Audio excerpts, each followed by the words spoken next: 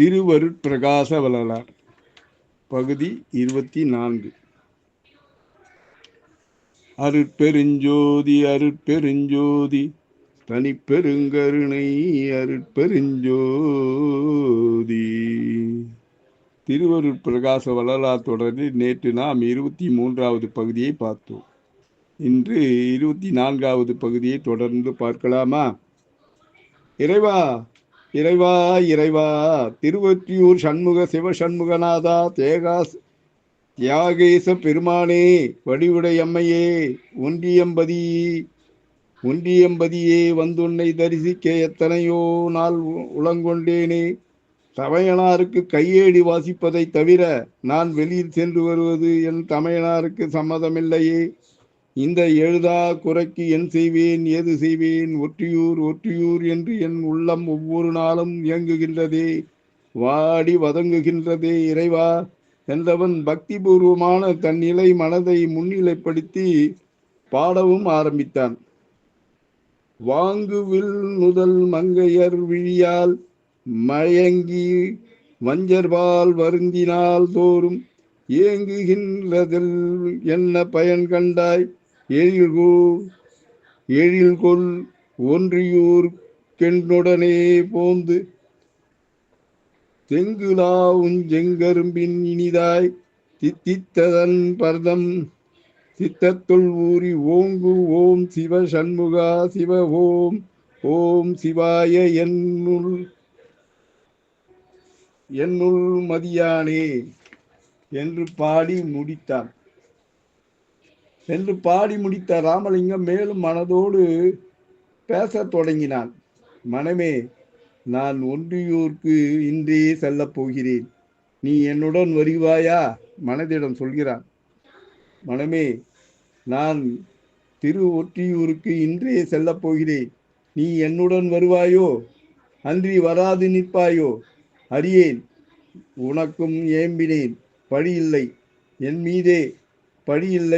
மீதே என்று சுமையை இறக்கி நிம்மதியில் அயர்ந்து உறங்கலானான் ராமலிங்கம். அன்று காலையிலிருந்தே சபாபதி பிள்ளைக்கு ஒரு நல்ல காய்ச்சல். அதிலும் இப்போது அதிகமாகி ஒன்றுக்கு முடியாமல் அவதிப்பட்டு துவண்டு போய் கட்டிலில் படுத்து கிடந்தார் சபாபதி பிள்ளை. காய்ச்சலால் கணவர் படும் துன்பத்தைக் கண்டு கவலையோடு அவர் அருகில் அமர்ந்திருந்தாள் பார்வதி. படுத்திருந்த சபாபதி பிள்ளைக்கு சட்டென்று அன்றைக்கு செய்ய வேண்டிய பிரசங்கத்தை பற்றி நினைவு வந்தது. அன்று அந்த பிரசங்கத்திற்கான கிழமைதானா என்பதில் அப்போது அவருக்கு சந்தேகம் ஏற்பட்டது. மனைவியை பார்த்து அவர், பார்வதி, இன்று சனிக்கிழமைதானே என்று கேட்டார். ஆமாம் சாமி, அதற்கென்ன இப்போது என்று பதில் கேள்வி தொடுத்தாள் பார்வதி. அவர் ஆயாசத்தோடு சொன்னார், உனக்கு தெரியாததா பார்வதி? இன்று சனிக்கிழமை. வாரந்தோறும் நான் முத்தியால்பேட்டை சோமு செட்டியார் வீட்டில் பிரசங்கம் செய்யும் நாள் அல்லவா இந்த நாள். எனக்கு என்னவோ இன்று பித்தம் ஏறி கிருகிருவென்று தலை சுற்றுகிறது. கடும் காய்ச்சலால் அதிகமாக கஷ்டமாகவும் இருக்கிறது. உடம்பு வலி வேறு என்னை பாடாய்படுத்துகிறது. என்னால் எழுந்து நடக்க கூட முடியாதபடி இருக்கிறது. நான் என்ன செய்வேன் என்றார் சபாபதி பிள்ளை. சபாபதி பிள்ளை பேசி முடித்த போது அவருக்கு சற்று நேரம் மூச்சு இறைப்பு வாங்கி நின்றது. அது கண்டு பார்வதி வேதனைப்பட்டாள். அவருக்கு ஆறுதலாக, அதற்கென்ன சுவாமி, கொஞ்சம் கஷாயம் வைத்து தருகிறேன், குடித்துவிட்டு சிறிது ரசம் சாதம் சாப்பிட்டு தூங்குங்கள், மாலையில் எல்லாம் சரியாகிவிடும் என்றாள் பார்வதி. அவளை சற்றென்று கையமர்த்தி உட்கார செய்த சபாபதி பிள்ளை, இல்லை பார்வதி, இன்றைக்கு அங்கே முக்கியமான பிரசங்கம். நடராஜர் படத்தை பிரதிஷ்டை செய்துவிட்டு திருஞான சம்பந்த சுவாமிகள் புராணத்தை பிரசங்கம் செய்ய வேண்டும். நான் போகாவிட்டால் புராண பிரசங்கம் இன்று தடைபட்டுவிடும். அங்கே பிரசங்கம் கேட்க பக்தர்கள் திரண்டு வந்து காத்திருந்து ஆயாசப்பட்டு கொள்வார்கள். என்ன செய்வேன் பார்வதி என்றார் சபாபதி பிள்ளை. அவர் நிலை அவளுக்கு புரிந்தது. இருந்தாலும் ஒன்றுமே செய்ய முடியாத நிலைக்கு தங்களுக்குத்தான் உடம்பு முடியாமல் இருக்கிறதே என்றாள் பார்வதி. ஆனால் சபாபதி பிள்ளைக்கு மனம் ஒப்பவில்லை. ஆமாம் பார்வதி, இருந்தாலும் இத்தனை ஏற்பாட்டில் நான் போகாவிட்டால் சோமு செட்டியார் மனம் புண்பட்டு போவார். அவர் மிகவும் நல்லவர். அவர் மனம் வருந்த நான் காரணமாக இருப்பது மிகவும் வேதனையாக இருக்கிறது என்று வருத்தப்பட்டார் சபாபதி பிள்ளை. கணவரின் வருத்தத்தை போக்குவதற்கான வழி ஒன்று பார்வதிக்கு அப்போது தென்பட்டது. அது கொடுத்த தெம்போடு அவள், வருந்தாதீர்கள் சுவாமி, வருந்தாதீர்கள். தம்பி ராமலிங்கத்தை அனுப்பி செட்டியாரிடம் இந்த செய்தியை பக்குவமாக சொல்லிவிட்டு வரச் செய்வோம். இப்போதைக்கு செய்வதற்கு இது ஒன்றுதான் வழி என்று அவரை சமாதானப்படுத்தினார் பார்வதி. மனைவி சொன்னதை யோசித்து பார்த்த சபாபதி பிள்ளை கடைசியில் ஒருவாறு மனம் ஒப்பி, வேறு வழியில்லை, சரி, இதுவும் நல்லதே, ராமலிங்கத்தை கூப்பிடு என்றார் சபாபதி பிள்ளை.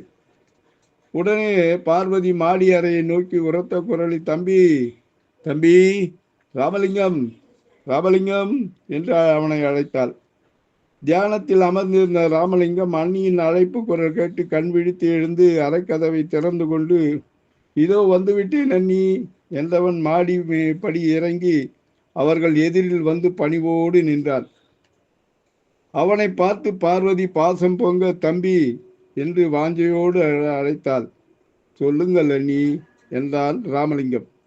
பிரசங்க விஷயமாக அன்னார் தான் கூப்பிட்டு விட்டார்கள், என்னவென்று அன்னாரை கேளுங்களேன் என்றாள் அவள்.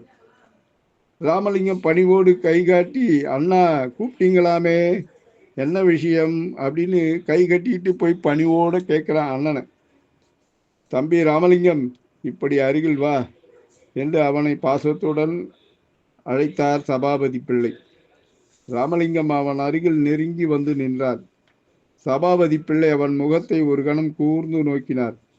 அந்த பால்வடியும் முகத்தில் சாந்தமும் கருணையும் குடிகொண்டிருப்பது கண்டு அவருக்குள் திருப்தி ஏற்பட்டது. பிறகு மெல்ல அவனிடம் சொல்லத் தொடங்கினார். சோமு செட்டியார் வீட்டில் இன்று திருஞான சம்பந்தர் சுவாமிகள் புராண பிரசங்கம். போக முடியாதபடிக்கு உடம்பு படுத்துகிறது, பாடாய் படுத்துகிறது. செட்டியார் மிகவும் நல்லவர். என்னை பிரசங்கத்துக்கு அழைத்து இது நாள் வரை ஆதரித்து வருபவர் அவர்.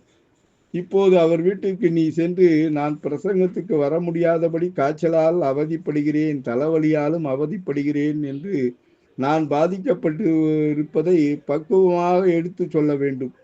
என் பொருட்டு அவரிடம் மன்னிப்பும் கேட்டுக்கொள்ள வேண்டும். செய்வாயா தம்பி என்று அன்பு மீதூர் அவனிடம் கேட்டார் சபாபதி பிள்ளை. அந்த நொடியில் ராமலிங்கம் வெகு அடக்கத்தோடு, தங்கள் ஆணை, செய்கிறேன் அண்ணா என்றான் ராமலிங்கம். அது மட்டும் போதாது தம்பி என்றார் சபாபதி பிள்ளை. பின்னே என்ன அண்ணா, சொல்லுங்கள், செய்கிறேன் என்றான் அதே அடக்கத்தோடு அவன். அதற்கு அவர், இன்று புதிதாக அவர் வீட்டில் நடராஜர் படம் பிரதிஷ்டை செய்கிறார்கள். அந்த படத்திற்கு நீ தீபாராதனை செய்துவிட்டு பெரிய புராண பாடல்கள் சிலவற்றை சபையோர் விரும்பி கேட்கும்படி பாடிவிட்டு வர வேண்டும் என்றார். ராமலிங்கம், உத்தரவு அண்ணா, நான் சென்று வருகிறேன், எனக்கு ஆசி கூறுங்கள் என்றவன் அவர்கள் இருவர் பாதங்களிலும் விழுந்து வணங்கி எழுந்தான் ராமலிங்கம். நல்லது தம்பி, நடராஜ பெருமான் கிருபையால் உனக்கு நலமே விளையும் என்று அவனை ஆசீர்வதித்தார் சபாபதி பிள்ளை. ராமலிங்கம் முகம் மலர, மகிழ்ச்சி அண்ணா, போய் வருகிறேன் என்று அவரிடம் சொன்னவன், வருகிறேன் அண்ணி என்று பார்வதியிடமும் சொல்லி விடைபெற்று சென்று புறப்பட்டான். நல்லது செய் தம்பி, நல்லது செய் என்று பார்வதி ராமலிங்கத்தை மகிழ்வோடு அனுப்பி வைத்தாள். அங்கே என்ன நடந்தது என்பதை நாளைய பகுதியில் பார்க்கலாமா? வள்ளலார் திருவடிகளே சரணம். பக்தியுடன் எம் தணிகானந்தம், சேந்தமங்கலம். வணக்கம்.